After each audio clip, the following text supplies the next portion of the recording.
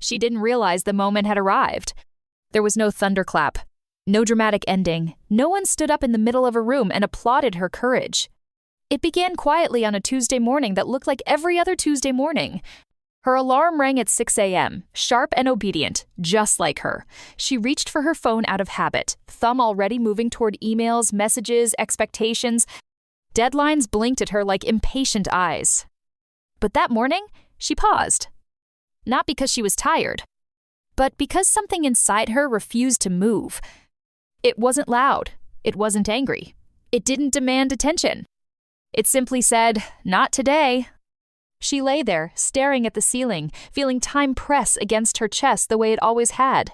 The quiet panic, the invisible clock, the lifelong urgency to keep up with everyone, with everything, with a version of herself she didn't remember choosing. She had spent years becoming agreeable, becoming efficient, becoming dependable, becoming everything that made other people comfortable. And she had done it so well that no one questioned it. Not even her. Until now. She turned off the alarm. And instead of rushing, she listened.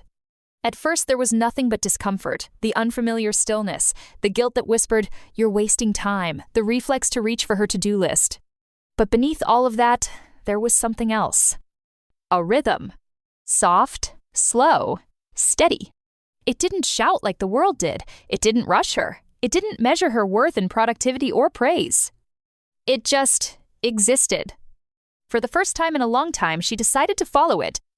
She got out of bed not because she had to, but because she wanted to. She made coffee and didn't check her phone. She sat by the window and watched the morning unfold without trying to control it.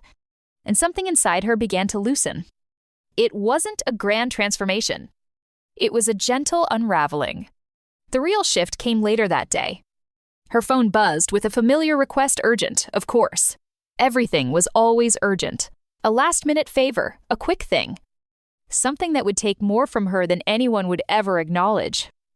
Old her would have said yes before reading the full message. Old her would have rearranged her day, her energy, her peace. Old her would have smiled through the inconvenience and called it kindness. She stared at the message. Her chest tightened, not with pressure this time, but with awareness. She knew what saying yes would cost her. And for the first time, she cared. Her fingers hovered over the screen. No explanations formed in her mind. No justifications. No rehearsed apologies. Just a quiet truth. I don't want to. And then she typed 2 words. I can't. She didn't soften it. She didn't decorate it. She didn't explain it. She pressed send before doubt could catch up. And then she sat there, waiting. Waiting for the guilt. Waiting for the anxiety. Waiting for the need to follow up with, "I'm so sorry," or "maybe next time," or "here's why." But something unexpected happened. Nothing. No collapse. No shame. No unraveling. Just space. A clean, quiet space where her energy used to leak out. That was the moment she felt it. Power. Not the loud kind. Not the kind that announces itself or demands recognition. But the kind that settles into your bones and says, "You belong to yourself now." Unbecoming didn't happen all at once. It happened in small, deliberate choices.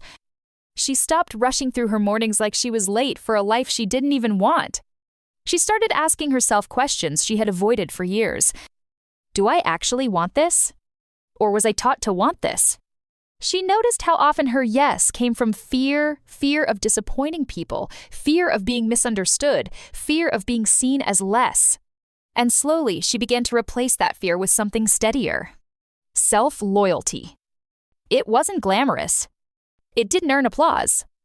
But it changed everything. Her motivation shifted in ways she couldn't fully explain to anyone else.